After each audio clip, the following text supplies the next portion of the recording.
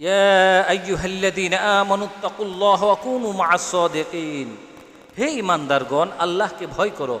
ওয়া কুনু মা'আস সাদিকিন, এবং সত্যবাদীদের সাথে থাকো। পৃথিবীর মধ্যে যত আম্বিয়ায়ে কেরাম এসেছিলেন, যত নবীগণ এসেছিলেন, তারা ছিলেন সত্যবাদী। আর নবীদের ওয়ারিস হলো উলামায়ে কেরাম। নবীজি বলেন, আল উলামা ওয়ারাসাতুল আম্বিয়া। উলামায়ে কেরাম নবীদের ওয়ারিস। সাহাবায়ে কেরাম নবীজির সোহবতে থেকে সাহাবী হয়েছে। এই কারণ আমাদের উলামায়ে কেরামের সোহবতে যাওয়া, তাদের কাছে যাওয়া। আমাদের কয়েকদিন আগে আমাদের টিকেরপুর মাদ্রাসায় বাংলাদেশের অন্যতম মুরব্বী মৌলানা আব্দুল মালিক সাহেব হাফিজাহুল্লাহ এসেছিলেন।